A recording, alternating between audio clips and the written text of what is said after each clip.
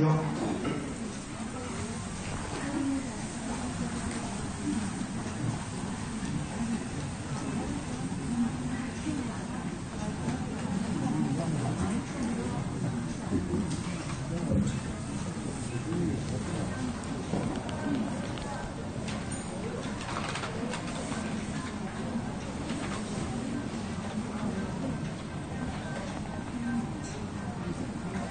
잘 지내셨습니까? 지난 우리 회의동쯤 제일 때도 좀 했었죠. 오늘은 제가 좀 마스크를 좀 없앨게요. 오늘은 제가 기차를 타고 새벽에 왔는데요. 아침부터 쓰다 보니까 여기서 이렇게 시원하게 같은 게 이렇게 코를 간질을 해갖고 제가 좀 말하기 좀 불편해서요. 다 쓰셨죠? 저만 받겠습니다. 죄송합니다. 그래요. 제가 소문을 듣기를 저기 이번에 템플스테이 다녀오신 신부님들이 병고도 많이 쾌차하셨고 여러 가지가 다 좋아지셨다고 이 남부 지역에서 특히 그 소문이 저 중부 지역까지 자자해요. 그래서 제가 오늘 어떤 분이 템플스테이를 다녀오셨나 이렇게 지금 보니까 얼굴들이 누가 어떤 분이 좋으신가 봤더니 다 좋으신데요. 다 다녀오신 거네요. 오늘 아마도 회의장 부처님이 카페를 많이 주셔서 여러분들이 얼굴이 다 좋으신 것 같아요. 어쨌든 이렇게 부처님 경전에도 있지만 부처님 빛을 광명을 많이 받는 사람들은 탐진치가 녹아지고 검은 때가 다 씻어주실 것이며 마음은 편안하고 하는 일이 잘 된다고 그래서 인간과 천상을 뛰어넘는다 그러세요. 부처님 광명을 받을 때는. 여러분들 집에서 공부 잘하고 계시죠? 부처님께 집에서도 받으시고 이렇게 큰 행사 같은 데 있을 때 특히 제일이나 또 템플스테이나 여러 가지 지신대제도 하셨잖아요. 그죠? 이렇게 정각에 다녀가시면 부처님께서 광명을 놔주실 때 그 빛을 누가 받으세요? 이 자리에 참석하신 분들. 그러니 그 광명을 받은 여러분들은 다음 생에 얼마나 좋아지실 거예요. 스님께 봐도 우리 정법교단은 사주팔자, 관상, 또 손금 이런 거 안 보는 거죠. 근데 스님은 그냥 여러분들이 이렇게 뵀을 때는 관상이 부자들 상이에요 이제. 그래서 저런 때는 더 부자가 되실 것 같아요. 회의장 부처님께 얼마나 감사드립니까? 그죠? 감사한 일이 저희는 많았으면 좋겠어요. 그래서 여러분들이 자꾸 부처님 품으로 자주 오시는 게 좋겠어요. 설령 뭐 직장을 다니시거나 바쁘신 일이 있으셔서 제일날이나 큰 행사 참석을 못 하시더라도 그 시간만큼은 부처님을 찾는 마음으로 함께 하시다 보면 부처님께서 불안으로 다 살피시거든요. 지혜가 우주 법계를 다 사고도 남으실 지혜시기 때문에 어디에 계시든 부처님을 찾으시면 그 광명이 함께 하실 거라고 봅니다. 부처님 공부 잘하고 계시죠? 네. 몇 독 하셨어요 요즘에? 한 500독 들어가나요 지금? 근당경 읽으신 분들은? 500독 아니에요? 300독이요? 제가 보니까 좀 많이 갔던데요. 어쨌든 제가 한번 1000독이나 한 700독, 800독 넘어갈 때 한번 체크해 볼게요. 그래서 여기 주진스님이랑 스님들하고 여러분들 뒤에 체크 있죠? 거기 발을 정자로 쓰는 거 한번 체크해서 자꾸 부처님 광명을 누가 많이 받고 계신지 아직 누가 좀 부족하신지 체크해드려서 한 분도 빠짐없이 부처님 광명을 좀 많이 받은 길로 좀 안내를 해드려야 되겠습니다. 오늘 제가 기차 타고 오는데 새벽에 이렇게 오다 보니까 대구 지역, 대전에서 대전역에서 출발해서 대구역까지는 안개가 좀 많이 꼈더라고요. 산중이나 이렇게 농 같은데, 밭 같은데 보니까 안개가 쫙 껴갖고 여러분들 기차를 탁 하고 가시다가 바깥 풍경을 봤는데 안개가 자욱해요. 넓은 평지에 그 안개가 자욱하고 산이 이렇게 또 이렇게 솟아있는 곳을 봤을 때는 그 경치를 보고 무슨 마음이 들어요? 그래서 우리 불법 공부하시는 제자들은 답답하죠. 안 답답해요? 그게 아름다워요? 답답하지 않죠? 스님 같은 경우는 답답해요. 그냥 깨끗했으면 좋겠는데 뭔가가 안개가 낀 것처럼 뭔가 마장이 낀 것처럼 그렇더라고요. 그 대구 지역을 지나다 보니까 갑자기 날이 쫙 해가 뜨면서 개구리했어요. 깨끗하니 좋더라고요. 좀 더 가니까 터널이 나와요. 터널이 나오니까 깜깜해져 갖고 또 답답하더라고요. 또 지나가다 보니까 다시 깨끗한 풍경이 나오다가 다시 산들이 더 많이 나오고, 그러다가 이렇게 부산에 도착하니까 이 대성지 부산분원에 오니까 마음이, 그 불편했던 마음이나 좋지 않았던 마음이 싹 가시더라는 거죠. 그러니 이 부처님 품이 얼마나 좋겠습니까? 스님만 이런 생각하시는 거 하는 거 아니죠? 네. 여러분이 그렇게 오늘 이 부산분원에 회령 부처님이 여러분들 각기 필요한 부분들 많이 달래주시고, 어려운 부분들 또 이렇게 위로해 주시고, 더 정진하시라고 큰 가피를 주셨을 것 같아요. 오늘 느낌 좀 좋지 않았어요? 항상 좋죠? 오늘은 제가 마음이 그런지 더 좋았던 것 같습니다. 그래서 오늘은 여러분들한테 이야기를, 아이고, 저 시계 버튼을 눌러야 되는데. 너무 길게 하면 여러분 힘드시잖아요. 그죠? 그래서 시계 버튼을 한 5분 뒤에 누른다요. 어쨌든 두 가지를 좀 준비했는데, 여러분 제가 오른손이 있고 왼손이 있어요. 어느 손 이야기를 들어보고 싶으세요? 자, 왼손. 오른손. 왼손이 좋으세요? 그래요. 왼손은요. 오른손을 먼저 말씀드리면, 어떤 부처님께서 불과를 증득하시기 전에 어떤 부처님 회사를 만나고 그 부처님께 출가를 해서 그 부처님 제자로서 수행정진 잘하고 간절하게 부처님께 바로나고 서원해서 당신만의 불국토를 완성하시고 그곳에 태어난 중생들에게 어떤 복을 주실지에 대한, 부처님에 대한, 어떤 부처님에 대한 전생담이었고요. 여러분들이 선택한 왼손은요, 여러분들이 부처님께서 그래도 부처님께 가는 길에 있어서 여러 가지 마장이나 장애나 업이 드러났을 때 어떻게 해야 되는지에 대해서 이야기를 좀 해드리려고 했습니다. 여러분들이 선택한 손이 왼손이기 때문에 스님 왼손에 대한 이야기를 해드릴게요. 두 개 다 시간이 없어요. 제가 준비한 게 많아서. 그러니까 혜원 스님이 부산분원에 자주 와야 되겠죠? 제 2의 고향 같아요. 이 부산분원에 자주 뵙는 것 같아서. 그래서 부처님께서 이런 말씀을 하신 경전이 있습니다. 극락세계의 보살들의 공덕과 지혜는 이루다 말할 수 없으며, 또한 극락세계는 한량없이 미묘하고 안락하며 청정하고 장엄함은 지금까지 말한 바와 같느니라.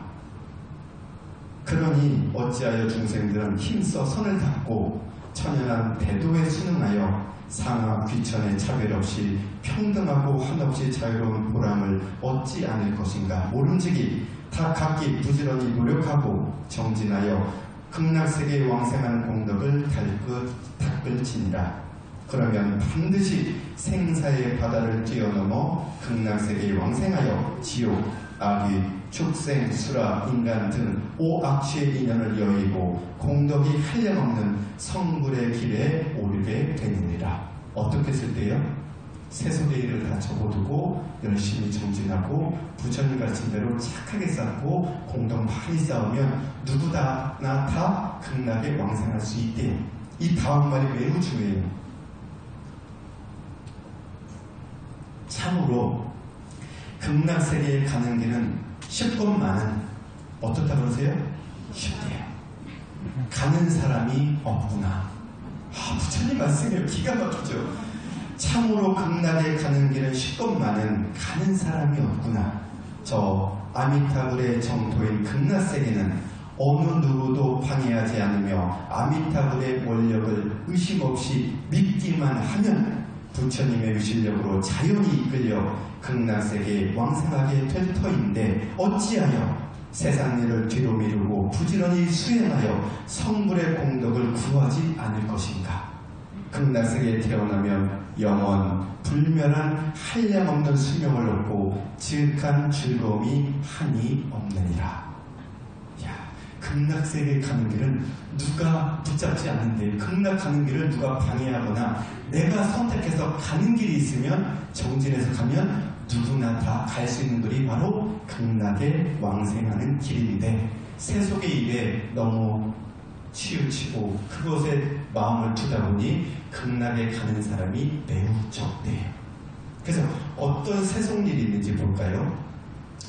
그러나 세상 사람들은 마음이 처속하여 급히 닦아야 할 성불의 길은 뒤로 미루고 하잘것없는 세속의 일에 골몰하여 서로 다투니라. 그들은 세상에 모진 죄악과 심란한 고통 속에서 다만 자신을 위하여 생활에 허덕이고 있느니라. 그래서 그 신분이 귀하거나 천하거나 또는 가난하거나 부자이거나 남녀노소를 갈 것 없이 모두 한결같이 재물에만 눈이 어두워 애를 쓰니 있느니나 없느니나 그 시름은 마찬가지니라. 그리하여 항상 서두르고 걱정하고 괴로워하며 얽히고 쌓인 욕심과 근심으로 사뭇 쫓기고 부대껴 하느니 잠시도 마음 편할 사이가 없느니라. 여러분들 있는 사람이나 없는 사람이나 근심 걱정에 쌓여 있어서 세속일을 벗어나지 못하고 있는 것이 세상살이에 많은 분들이 그렇게 하고 있다 그러세요. 여러분들 이렇게 하고 계신가요? 아니죠? 항상 마음이 편안하시죠? 좀 더 가볼게요. 그래서 이제 부자인 경우를 말씀하십니다. 부처님이 잘 사는 경우, 못 사는 경우를 비유해서 이런 말씀을 해주세요. 논이 있으면, 논밭이 있으면 논밭 때문에 걱정을 하고, 집이 있으면 집 때문에 걱정하며, 소나 말 등 가축이나 노비, 금전, 의복, 음식 등 세간에 이르기까지 여러 가지 재산을 가진 사람은 또한 그것 때문에 근심과 걱정을 거듭하여 시름과 두려움이 끊이지 않느니라.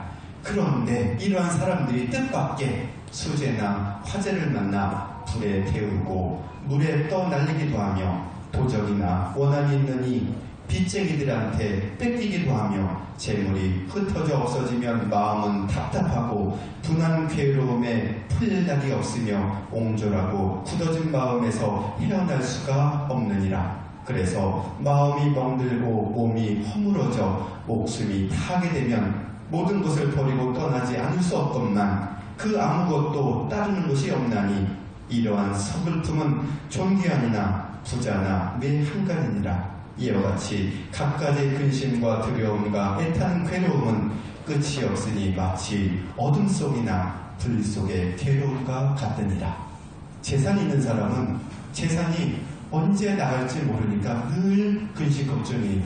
여러분들 그렇지는 않으시겠지만 비트코인 투자하셨나요?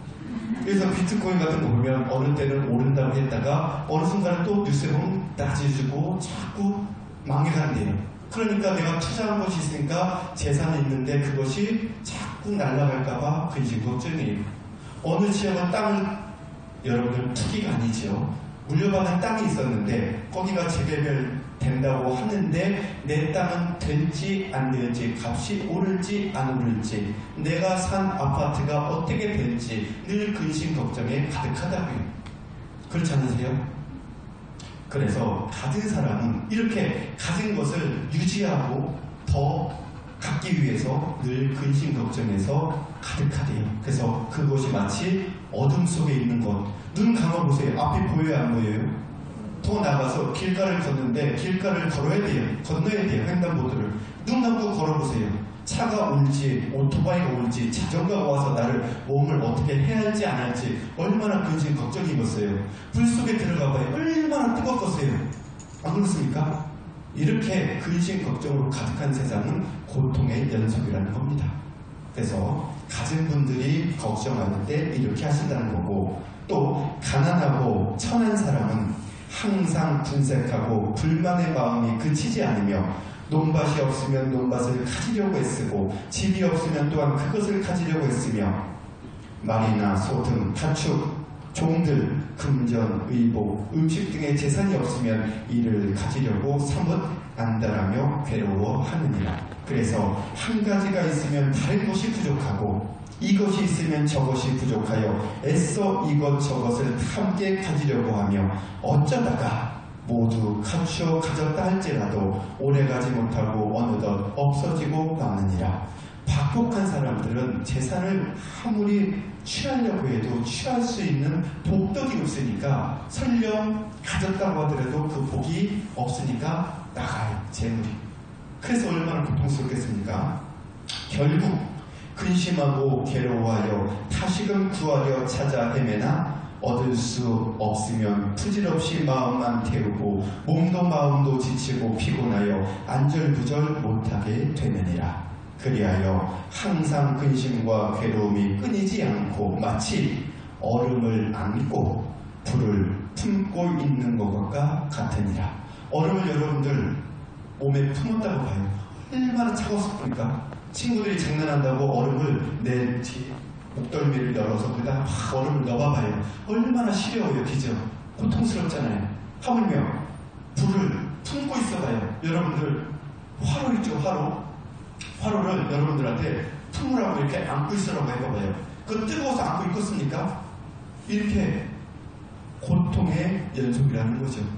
가진 사람이나 없는 사람이나 항상 그 재물에 집착하고 끄달리고 그 마음에 머물른 사람들은 이 고통에서 벗어날 수 없다고 말씀해주고 계세요. 그리고 그러한 괴로움과 근심 때문에 몸을 상하고 목숨을 잃기도 하나니 평소에 착한 일을 하지 않고 진리를 닦거나 공덕을 쌓지도 못한 채 몸을 버리고 허무히 홀로 돌아가게 되느니라. 뭔 소리예요? 내가 그렇게 살다가 결국은 마음이 속상해요. 화병이 나요. 그러니까 몸을 상하게 되고 신경을 많이 쓰다 보니까 결국은 과로에서 쓰러지고 그 생을 마감하게 된다고요. 그래서 악업에 이끌려 악도에 태어날 수밖에 없지만은 결국은 그 선악의 길마저 모르고 이 세상을 다 하게 되느니라. 이렇게 한 생을 살아갈 때 세속일에 너무 취해져 있으면 무엇이 좋고 무엇이 나쁜지, 무엇이 부처님의 가르침이고 무엇이 진리의 법인지, 해탈의 길이 어떤 길인지도 모르고 세속에서 그냥 살다가 신경 쓰다가 근심 걱정하다가 결국 이 세상을 다 하게 됐을 때 결국은 탐진치 삼독심으로 이 세상을 살았기 때문에 결국은 어떻게 돼요? 악도에 떨어지게 된다고요. 더 안타까운 것은 선이 무엇이 좋고 악이 무엇이 나쁜지조차도 모르고 가기 때문에 이 금생에 진리의 법을 인연을 쌓지 않았기 때문에 다음 생에 다시 진리의 법을 만나라는 법이 보장이 없다는 겁니다. 얼마나 안타까운 일입니까?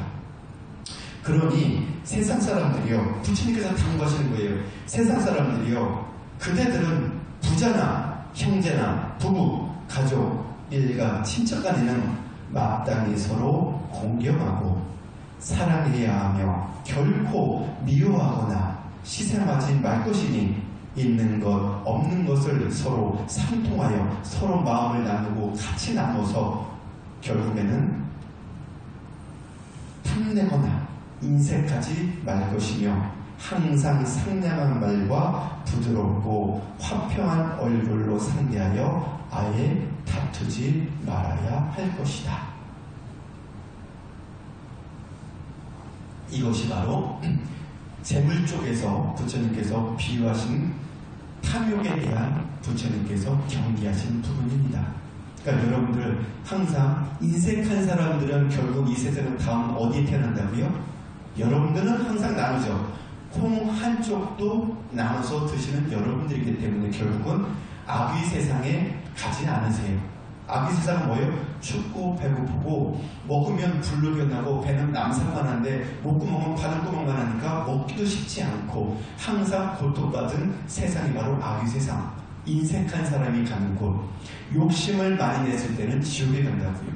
그리고 악도에 떨어진다고요. 그러니까 어떻게 알아요? 항상 나누래요. 만족할 줄 알아요. 옛날에 이런 얘기가 있죠. 자녀분이 아들이 둘이 있는데 제가 잘 기억은 안 나는데 한 아들은 생업이 우산을 팔아요. 한 아들은 뭐 모자를 팔던가요? 양산을 팔던가요? 어쨌든 해가 뜨니까 우산을 파는 아들이 늘 어머니는 걱정이에요. 비가 와야 우산이 팔리는데 하고 작은 아들을 걱정해요. 또 비가 오니까 이 작은 아들은 우산이 잘 팔려서 괜찮은데 큰 아들이 안 팔려요. 자기 갖고 있는 양산인지 모자인지 몰라도. 그러니까 큰 아들이 늘 걱정해요. 그냥 기우라고 그러잖아요. 그래서 이렇게 근심 걱정 속에서 갖고 마음을 먹지 마시고 마음을 달리 드시라고요. 이제 비가 오니까 작은 아들이 우산을 많이 파니까 어떻게 돼요? 작은 아들이 부자 되니까 좋아요. 또 해가 쨍쨍 뜨니까 작은 아들이 우산 안 팔고 큰 아들 가서 도와주면 되잖아요. 그래서 큰 아들이 더 잘 된다고 해요.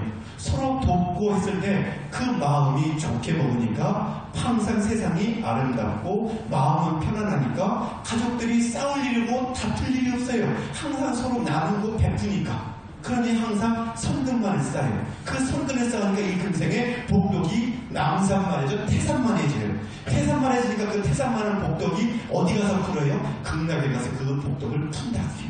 푸니까 어떻게 돼요? 복덕만 푸니까 행복이 가득하고 항상 웃음꽃이 핀다고요. 그 세상이 어디라고요? 서방정토 극락세계라고요. 여러분들 다 가실 거잖아요. 이 금생에. 그럴 때 어떻게 하라고요? 재물뿐만이 아니라 욕심에 대한 마음을 자꾸 내려놓고 무엇보다도 집에 돌아가셔서 사랑하는 남편, 사랑하는 부인을 웃는 얼굴로 따뜻한 말로써 대해주시라고요. 결혼하시고 나서 여튼 좋아서 결혼하신 거잖아요. 그러니까 1년 잘해주고 30년을 못 해줬다 하더라도 이제 부처님법을 아셨으니까 어떻게 돼요? 잘못해줬던 30년 잊으세요. 15년 잊으세요.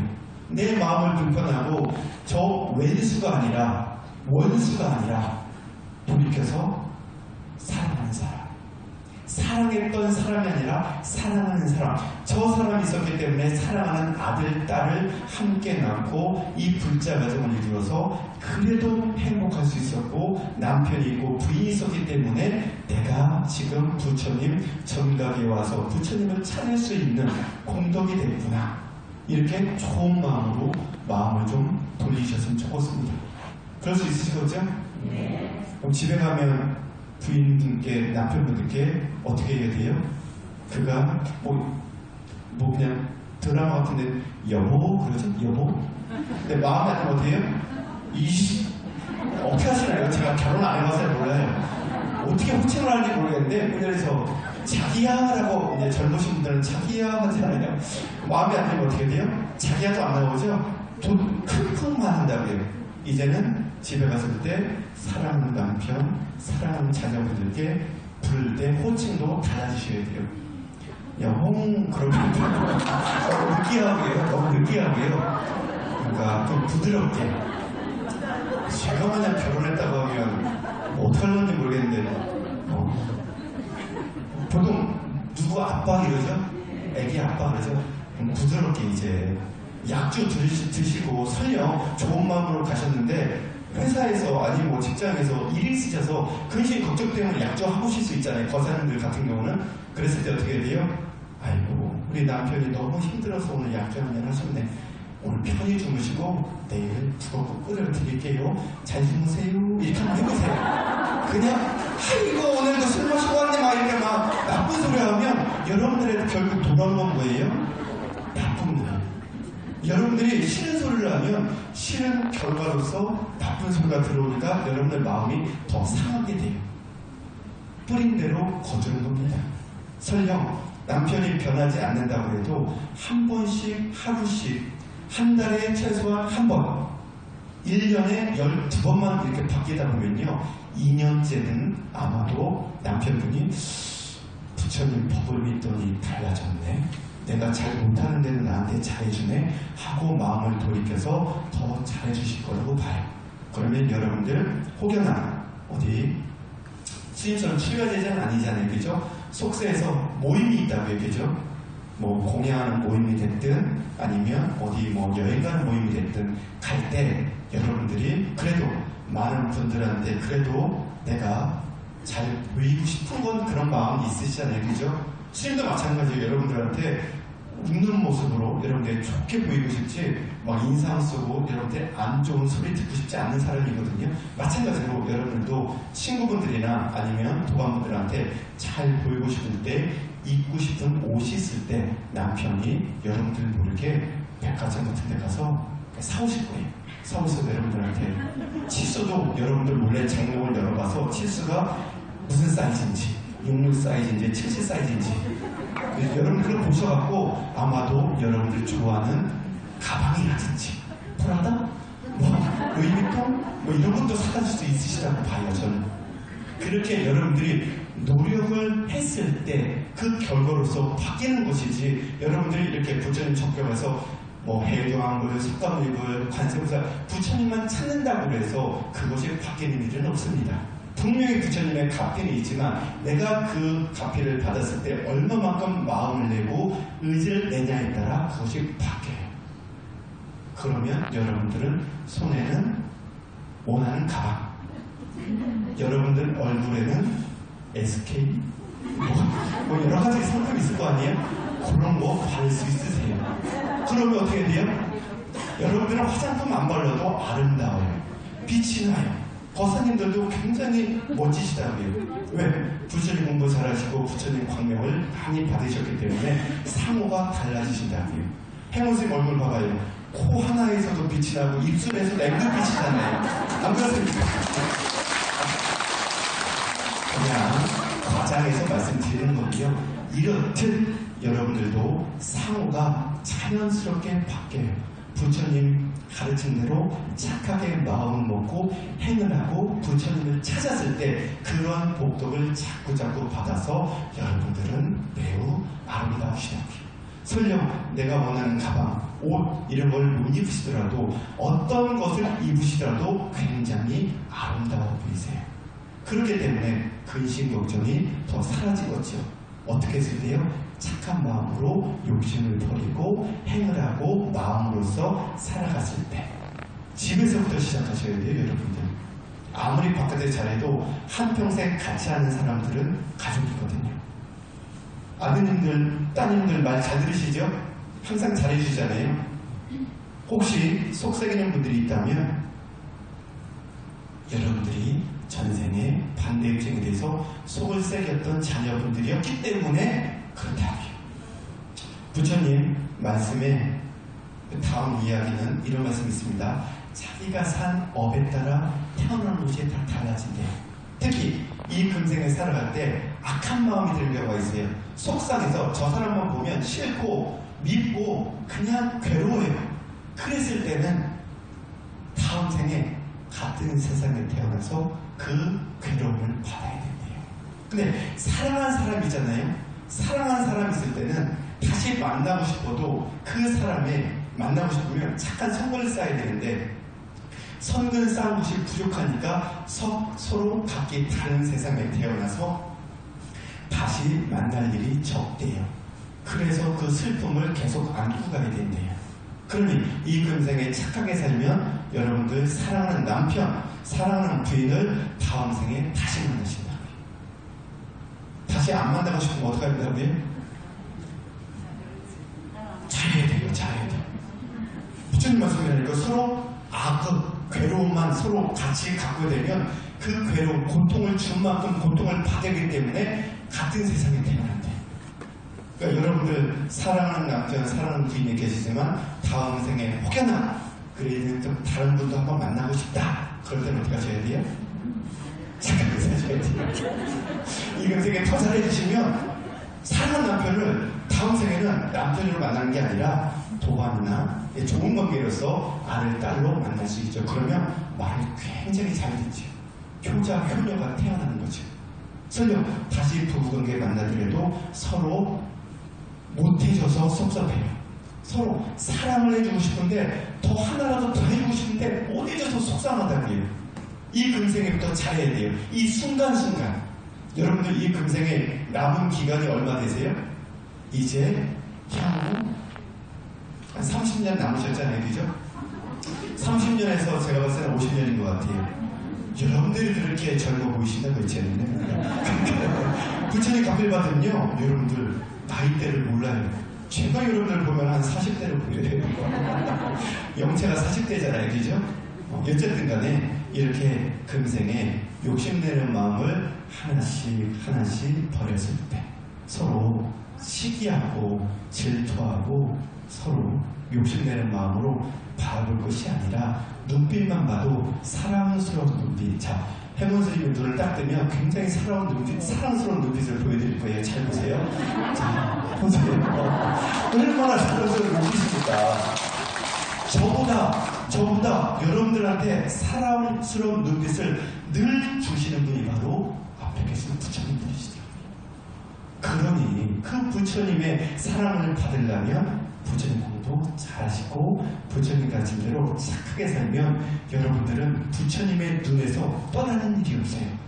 항상 부처님이 함께 이렇게 지켜보시니까 나쁜 일은 막아주시고 고통받을 것은 없애주시고 가정에서 불화가 일어날 일을 피해가게 해주시고 가정은 더 화목하고 웃음이 끊임이 없는 불자 가정에 대해서 늘 행복한 마음이 들고 그 행복한 마음을 부처님을 찾았을 때 어떤 마음이 들겠어요? 부처님께 감사한 마음이 들겠죠. 감사한 마음이 들면 부처님을 찾는 마음이 달라져요. 연불하는 소리가 달라져요. 평상시에 여러분들 연불할 때 어떻게 돼요? 감사한 마음을 하시니까 이런 모습, 석가모니를 찾을 때 석가모니불 석가모니불 석가모니불 석가모니불 석가모니불 이렇게 찾는데 감사한 마음이 들었죠? 그냥 시간이 없고 채워야 되니까 하루도 빠짐없이 공부하라니까 어쩔 수 없이 꼭 해야 될 때 소리가 석가모니불 석가모니 졸리거든요. 마상이 심화도 오고요. 딴 생각이 들어요. 내가 뭐 할 수가 있으면 근심 걱정이 있으니까 어떻게 해야 돼요? 석가모니불 석가모니불 석가모니불 석가모니 10분 다 됐나? 시간을 왜 받아? 석가모니불 석가모니 몸도 괴로워져요. 10분 이거 채워야 되는데 이런 마음이 드니까 어떻게 해요? 석가모니불 이렇게 하다가 끝난다고요. 그러면 그것이 반복이 되면 나쁜 습관기가 들어요. 그럼 결국은 어떻게 돼요? 부처님을 찾는 간절한 마음이 아니라 결국은 세속에 대한 번뇌, 망상, 근심이 함께하니까 다음 생에 자꾸 속세적인 인연이 가득가득 맺어져요. 부처님 찾은 2차년 공덕으로 붓다에서 한번 만나시겠죠. 다만 만났을 때 얼마만큼 오늘같이 큰 복을 받을 수 있느냐 없느냐는 순간순간 그 마음의 선택에 따라 달라진다는 겁니다. 그 선택은 신심이라는 거죠. 신심은 부처님에 향한 감사한 마음, 부처님 제자로서 착하게 살아냈다는 마음이 있었을 때 그렇게 살아가신다고요. 그 중에 하나가 어떻게 돼요? 욕심 자꾸 버리래요. 그러면 부처님 광명이 함께하니까 더 좋아지신대요. 업장은 날이 가면 갈수록 소멸되니까 내 영체는 빛이 나고 빛이 나니까 여러분들 표현은 죄송하지만 다이아몬드 작은 1캐럿, 2캐럿 조그만 다이아몬드 가져오세요. 이따만한 똥이 좀 오세요. 죄송합니다. 예를 들어서 표현한 똥과 이만한 똥과 요만한 다이아몬드가 있어요. 뭐가 좋아요? 다이아몬드. 왜요? 빛이 나거든요. 귀하거든요. 마찬가지예요. 여러분들 부처님을 찾으면 부처님께 간절한 마음 찾으면 이런 다이아몬드 같은 여러분들 영체가 돼요. 그러면 주변에서 시기하고 질투하는 사람들이 없어져요. 오히려 여러분들에게 잘해준다고요. 앞에 있는 행원 스님한테 여러분들이 스님을 봤을 때 시기하고 질투하는 여러분들이 많으세요. 행원 스님만 보면 야 행원 스님 좋다 이런 사람이 많아요. 숫자가 많아야 돼요. 왜요? 그러려면 스님도 부처님 법을 늘 따르고 부처님 공부를 열심히 하고 가르친 대로 착한 제자가 됐을 때 여러분들 눈에 스님이 그렇게 보인다고요. 그렇게 할 수 있도록 노력한다고요. 왜? 스님은 여러분들을 부처님 품으로 가는 데 있어서 이끌어는 것이 바로 부처님의 제자들이거든요. 그러니까 스님도 새벽같이 부처님 공부하고 늘 부처님 경전 읽고 함께 하는데 그래서 부처님께 더 빨리 가려고 마음 먹고 있는데 여러분들이 왜 안 먹었습니까? 여러분들 드셔야 돼요. 왜? 연상당시 부처님의 1250인 또 수만 명의 제자 중에 한 분이 바로 여러분들이시거든요. 그렇기 때문에 이 부처님 정각에 와서 부처님을 찾을 수 있는 인연 아무나 가질 수 있는 거 아닙니다.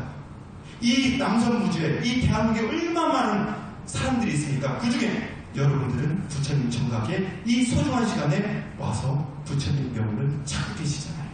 얼마나 전세계 부처님과 성도의 인연을 얼마나 많이 맺은 분들인지 모르겠습니다. 전생에 잘 사셨기 때문에 이 금생에 그 복으로서 더 부처님을 찾으셔서 다음 생에 스님이 아까 말씀드린 부자 되셨으면 좋겠고요. 그래야 근심 걱정이 없죠. 다만 부자가 됐을 때 재물에 대한 욕심은 내려놓으시고 늘 만족할 줄 아는 마음으로 부처님 제자 법답게 사시다 보면 결국은 여러분들은 해외교감 부처님처럼 나중에 많은 주민들에게 복을 나눠줄 수 있는 대성취자가 되실 겁니다. 그러려고 오늘 참석하신 거 아니겠습니까? 부처님 연불하신 거 왜 그래요? 여러분들도 부처님 같은 대성자가 되시려고 부처님 연불하신 거거든요. 그렇게 되실 수 있겠죠? 그럼 다음 생에 스님을 만날 때는 어떤 모습으로 만나야 돼요? 스님은 다음 생에 극락에서 만나는 것도 좋지만 다음 생에는 언젠가는 부처님께 너무 다음 생이라니까 죄송하고 언젠가는 청정법신 비로자나 부처님 개합할 때 삼천대천세계 모든 부자님들이 우리 청정법신 비로자나 부처님과 개합할 때가 있으시거든요. 그때 여러분들과 만났으면 좋겠습니다. 꿈은 커야 돼요. 아시죠? 늘 감사하는 마음으로 희망과 긍정으로 사셔보자고요. 여러분들 오늘 저하고 만난 인연이 얼마나 크겠습니까? 혜인의 부처님과 만난 인연이 얼마나 전생의 복덕이 크시겠습니까? 그러니까 다음 생에는 말이 씨앗이 되는 거거든요. 스님도 원하는 바가 그거예요. 여러분들도 꿈은 크게 가지세요. 어디서 만난다고요? 내가 내 입으로 말만 해도 좋지 않습니까? 청정법신 비로자나 부처님 마음에 개합이 돼서 그곳에서 여러분들과 스님들 같이 만난대요. 얼마나 큰 이야기입니까? 꿈은 커야 돼요. 그랬을 때 그것이 이루어지는 겁니다. 그러니 다음에 스님이 부처님이 또 경계하시는 부분이 있어요. 잘 하고 계시지만 간혹 마장과 장애로 힘든 부분들이 있으심을 제가 얘기해드려야 되는데요. 시간이 다 돼갖고 여기까지만 하고요. 아쉽습니까? 오늘 주지 스님이 저를 불러주셔서 매우 감사하고요. 다음에도 또 불러주시면 여러분들하고 더 깊은 이야기를 또 나누도록 하겠습니다. 오늘 너무 애쓰셨습니다. 이렇게 볼게요. 그냥 앉은 자리에서 인사하시죠. 자, 차렷, 공개할게요. 연구합시다. 애쓰셨습니다.